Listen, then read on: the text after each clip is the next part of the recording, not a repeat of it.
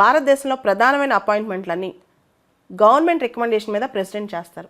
ఇప్పటి వరకు కూడా chief election commissioner of India and election కమిషనర్ల అపాయింట్మెంటు ప్రభుత్వం రికమెండేషన్ చేస్తే ప్రెసిడెంట్ అపాయింట్ చేస్తారు. అయితే 2023 మార్చిలో సుప్రీంకోర్టు దీని గురించి స్పెషల్ డైరెక్షన్స్ ఇచ్చింది. సుప్రీంకోర్టు ఏం చెప్పింది, ఎలక్షన్ కమిషనర్స్ అనేది అపాయింట్మెంట్ అనేది ఇండిపెండెంట్ బాడీ కాబట్టి వాళ్ళు ఒక ప్యానెల్ అపాయింట్ చేయాలి, దానికి ఒక సెలక్షన్ కమిటీ ఉండాలని చెప్పి. అయితే రాజ్యసభలో లోక్సభలో చీఫ్ ఎలక్షన్ కమిషనర్ మరియు ఎలక్షన్ కమిషన్ అపాయింట్మెంట్ సంబంధించి బిల్లు పాస్ అయిపోయింది ఆల్రెడీ. అంటే ఇది appointment conditions of service and terms of office bill 2023 ఇది పాస్ అయిపోయింది.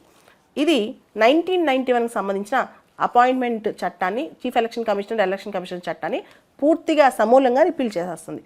ఇప్పుడు కేంద్రంలో ఎన్నికల కమిషనర్స్ని కానీ ప్రధాన ఎన్నికల కమిషనర్ని కానీ అపాయింట్ చేయాలంటే ఒక పద్ధతి బిల్లో చెప్తున్నారు. ఏంటి ఆ పద్ధతితో ఒకసారి చూద్దాం. ముందుగా ఒక సర్చ్ కమిటీ ఉంటుంది. ఈ సర్చ్ కమిటీలో యూనియన్ లా మినిస్టరు 2 యూనియన్ సెక్రటరీస్ ఉంటారు. వీళ్ళు 5 నేమ్స్ సజెస్ట్ చేస్తారనమాట. 5 పేర్లు షార్ట్ లిస్ట్ చేసి సెలక్షన్ కమిటీకి పంపిస్తారు. ఇక్కడ సెలక్షన్ కమిటీలో ప్రధానమంత్రి ఉంటారు, ప్రధానమంత్రి నామినేట్ చేసిన యూనియన్ మినిస్టర్ ఉంటారు, దాంతోపాటు లీడర్ ఆఫ్ అపోజిషన్ ఇన్ లోక్సభలో లీడర్ ఆఫ్ అపోజిషన్ ఉంటారు. ఒకవేళ కనుక లోక్సభలో లీడర్ ఆఫ్ అపోజిషన్ లేకపోతే leader of single largest party అనమాట.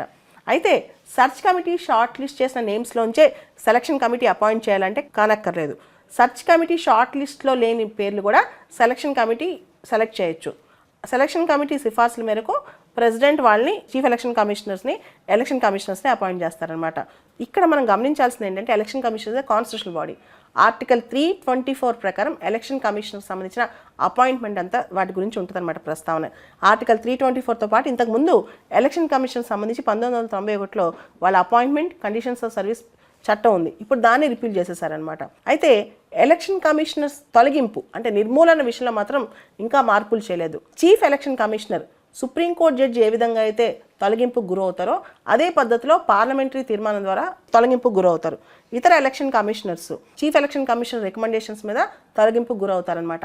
ఈ చీఫ్ ఎలక్షన్ కమిషనర్స్కి ఎలక్షన్ కమిషన్ తొలగింపులో అంటే చీఫ్ ఎలక్షన్ కమిషనర్ ఏమో పార్లమెంటరీ తీర్మానం ద్వారా, ఎలక్షన్ కమిషనర్స్ ఏమో చీఫ్ ఎలక్షన్ కమిషనర్ కనుక ప్రభుత్వానికి రికమెండ్ చేస్తే కమిషనర్స్ని తొలగించవచ్చు. ఈ డిస్క్రిమినేషన్ ఎందుకు అనే దాని మీద కూడా కోర్టులో కేసు ఉంది. భవిష్యత్తులో దీనిలో కూడా ప్యారిటీ రావచ్చు అనమాట.